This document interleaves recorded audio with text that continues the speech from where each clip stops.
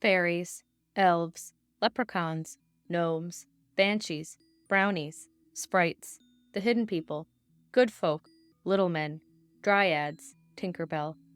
These are all common names given to a variety of experiences people have with the mostly unseen realm, which contains races of man and species of creature not yet known to us on Earth.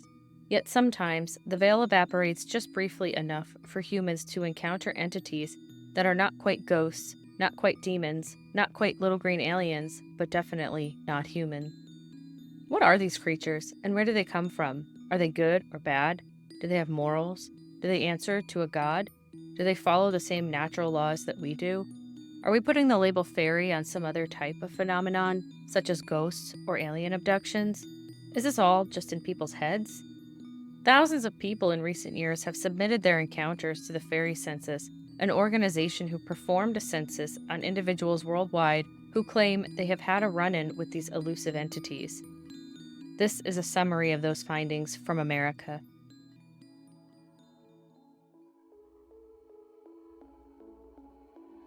Fairies are an obscure topic, generally because their appearance, behaviors, and effects on us are not as simple or easy to categorize as other phenomenon like ghosts or Bigfoot. What exactly is it people mean when they say, "I had an encounter with the Fae folk"? In terms of appearance, most people will either see a small humanoid, like a gnome or an elf, or a bug humanoid, like Tinkerbell. Still others see flying orbs of light, and many other people see nothing at all during the encounter. In smaller numbers, there are witnesses who describe experiences with creatures such as tall, all-knowing humanoids. Others describe dryads, which are creatures who have tree bark for skin and leaves for hair. Others speak of pukwudgies, which are small beast-like forest entities. And others report satyrs, which are goat-human hybrids. A few even report seeing miniature Bigfoot entities, which are 3-foot tall apes walking through the forest. These are all entities which may actually be something other than fairies or fae folk, but people report them as fairies nonetheless. One of the more disturbing entities is that which looks like the camouflaged predator from the movie of the same name, a shimmering, cloaked being who almost cannot be perceived. These beings blend in almost seamlessly with their outdoor surroundings and usually seem to be hunting or stalking the witness.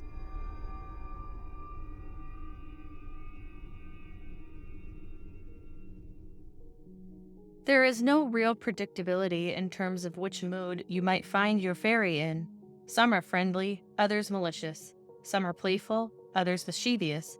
A few are frightened at the realization of being seen by us. Yet most seem totally unaware of the human who is witnessing them. Occasionally, they are helpful. They may tell an abused or neglected child that they are loved, or they may even help a parent find their lost child. Where might you expect to see a fairy in the US? Predictably, in America, higher numbers of encounters happen in places like California and Texas, because they have the highest populations of people. However, the likelihood of you as an individual encountering something is actually higher in other US states, because a higher percentage of their population has experienced a fairy compared to the other states. Specifically, you're more likely to have a fairy encounter in the northeast and northwest corners of the US. These states are Maine, New Hampshire, Vermont, Oregon, Washington, and Idaho. In terms of where you might run into a fairy regardless of which region you're in, it seems the answer to that is either the forest, inside your home, or out in a garden. When in the home, most of those encounters seem to be in the bedroom specifically.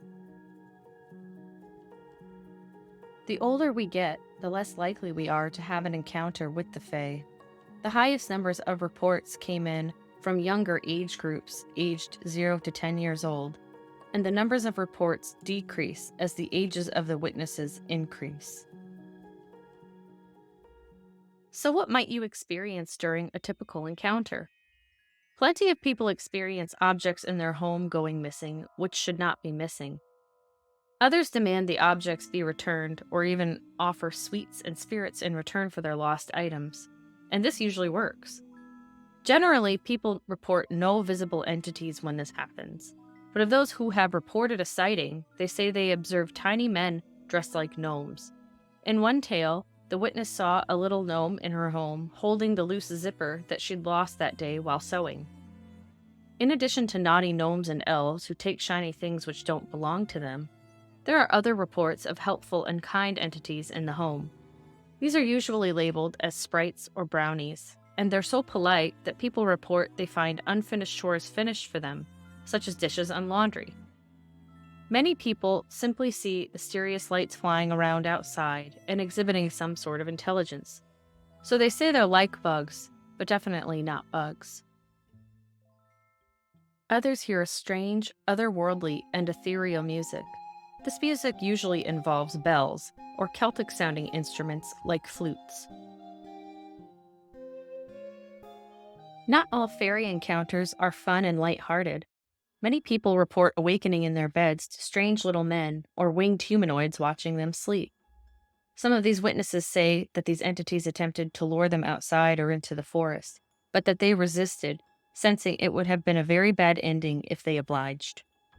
If this happens to you, you might want to perform certain customs. It is reported that turning your clothes inside out or offering some of your food to them will reverse the sudden turn of events. Wearing iron jewelry or carrying an iron object might also ward them off. Are the Fae responsible for the missing 411 phenomenon? If you're not familiar with this phenomenon, I encourage you to read or listen to the works of David Paulides.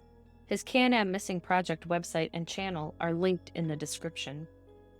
One might consider an encounter as having a possible missing 411 connection if they experienced any of the following: missing time, an apparent portal opening in the forest, and seeing beings enter or leave from this portal, being lured into the forest, being taken somewhere against one's will, entering what seems like an entirely different realm, or seeing the shimmering predator-type entity. These types of reports occurred mostly with the humanoid and shimmer predator variety of Fae. One woman from Indiana writes, "More than one fairy approached me, flitting about, and tried to get me to follow them deeper into the woods. They looked exactly like little human beings with wings. One was a rotund man. They were jolly, happy beings, and the area was filled with light while they played with me. The overall experience was one of playfulness. However, I was scared to go deeper into the forest with them. They looked and acted playfully. They were tiny, and they seemed connected to the forest specifically." Another man from Michigan told of his encounter, in which he got lost in the woods and bribed the entities with a gift to get back out. He writes, "While out walking after having eaten dinner on a moonless night, taking a shortcut through the woods behind the library, I heard the sound of small, indistinct voices talking, whispering, and laughing from trees around me.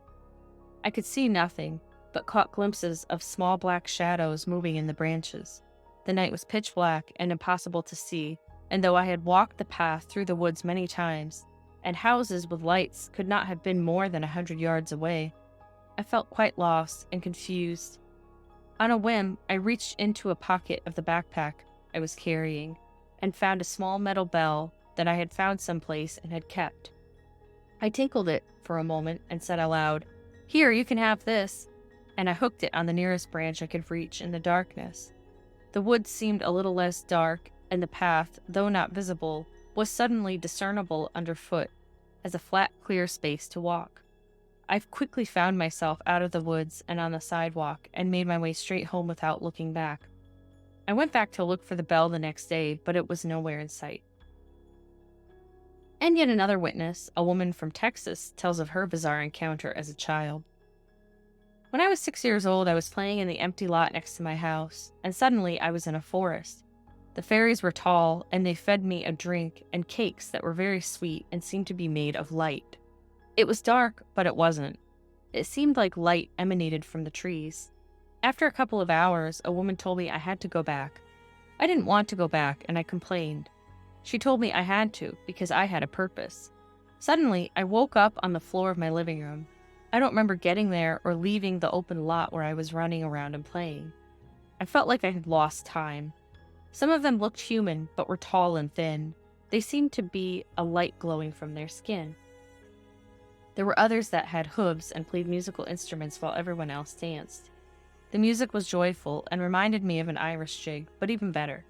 They played on drums, pipes, flutes, and guitars. I remember that they referred to themselves as Fae.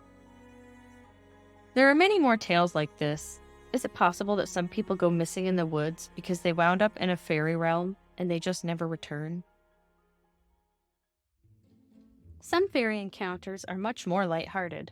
There are some which take on a miniature version of what we would call Victorian or Amish life. Tiny little men driving tiny little horse and buggies, with horses the size of squirrels. Funny little humanoids riding around on bumblebees, protecting their gardens.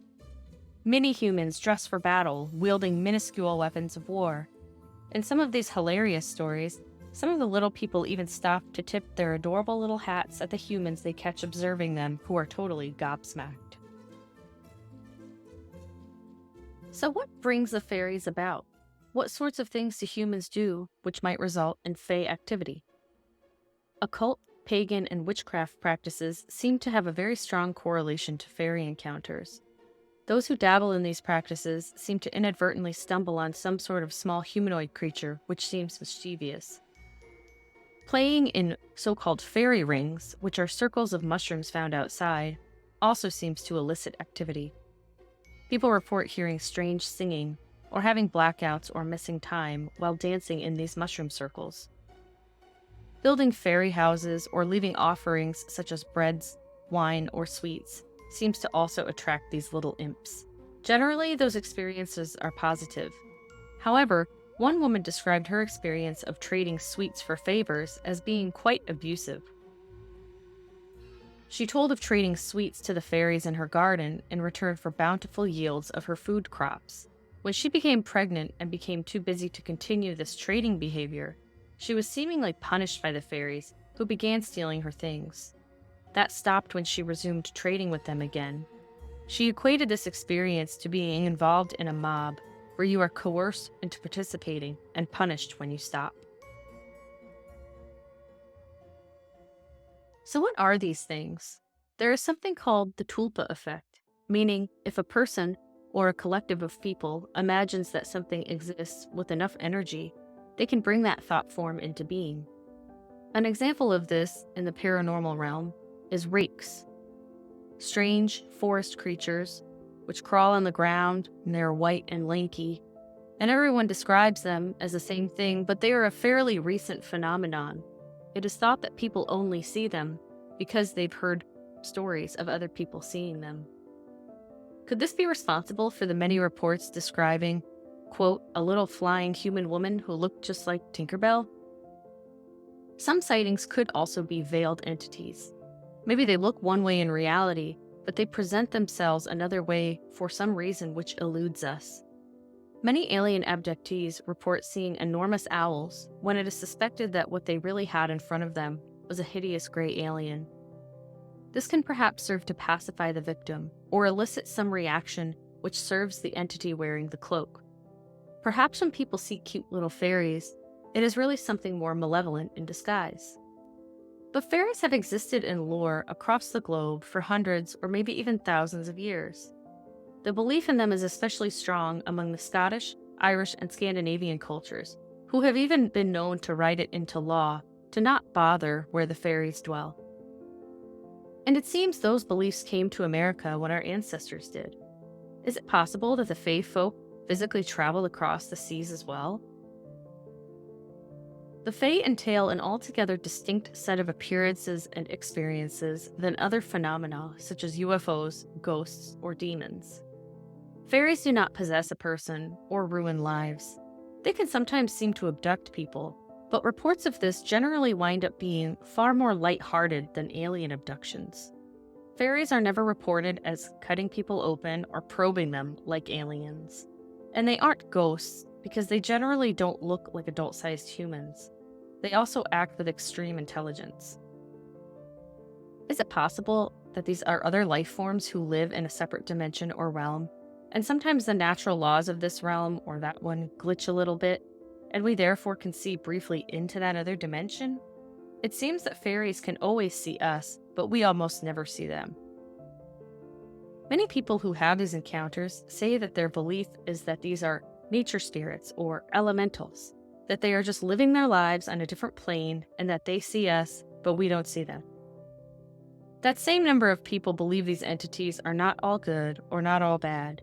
They're just like humans. They're kind of complicated and they have their own motivations depending on the individual.